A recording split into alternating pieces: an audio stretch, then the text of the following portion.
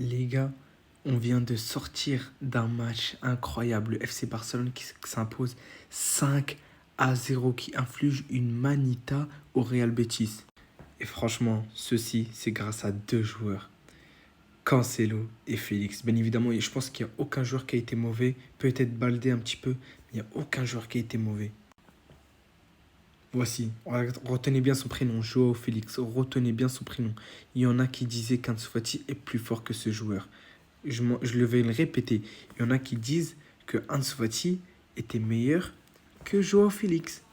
Le match de dingue qui nous a sorti. Une mi-temps. Franchement, une mi-temps, il nous a tous mis d'accord. Montez dans le train, parce que le train il va bientôt partir.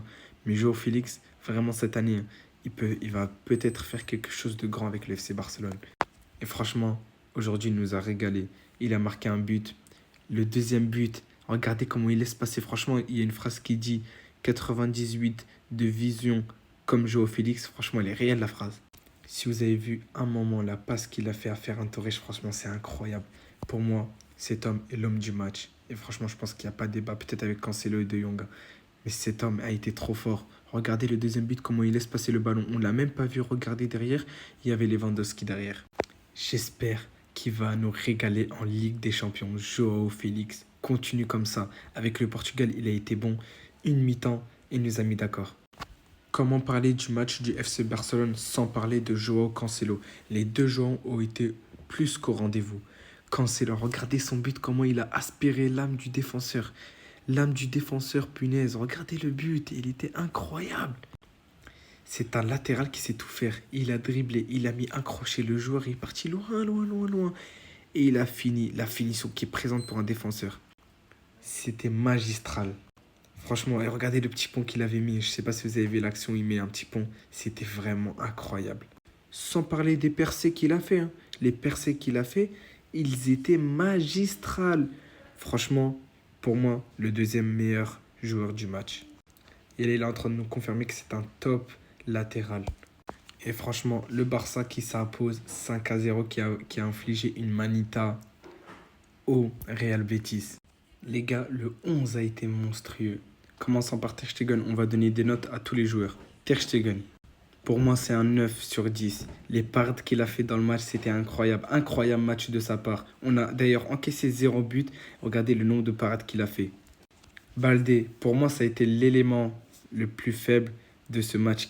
Il reste quand même très fort. Mais dans ce match, j'ai trouvé je l'ai trouvé pas au top. Mais bon, après ça reste du Baldé. Franchement, je lui mettrais un bon 7 sur 10.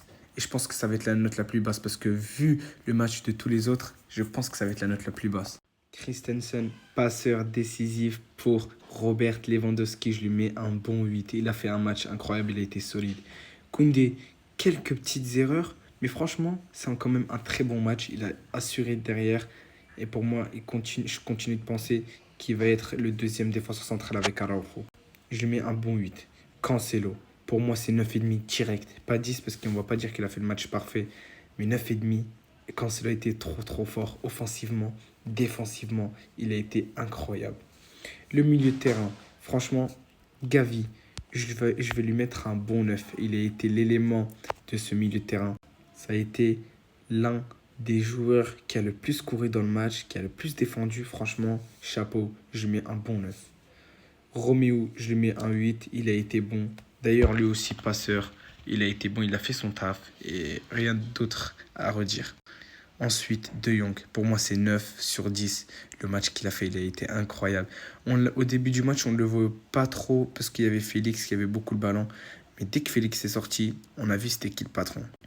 Bien évidemment, cela ne veut pas dire qu'il a fait un mauvais match en première mi-temps. Et c'est même, pour moi, c'est plus rassurant que l'attaquant a plus le ballon que De Jong. Mais De Jong, ça a été un match incroyable, extraordinaire. Passons à l'attaque. Joao Félix, pour moi, c'est 9,5 comme Cancelo. Pas 10, il a été proche du 10, mais il a raté quand même des trucs, des contre-attaques. Mais c'est 9,5 sur 10, il a fait un match incroyable. 98 de vision comme Joao Félix. Ferran Torres, TF7, le requin qui a mis un coup franc. Le dernier vrai coup franc qu'on a marqué, c'est Lionel Messi en 2021. Franchement, chapeau. Mais encore une fois, je continue à le penser. Ferran Torres ne doit pas jouer titulaire, mais en remplaçant. Et il faut que justement qu'il a cette habitude que dès qu'il rentre, il marque. Il continue à marquer. Mais franchement, ça a quand même été un match correct. Je pense que je lui mettrais un 7,5 sur 10. Robert Lewandowski. Alors là, je pense qu'il y en a beaucoup qui ne seront pas d'accord.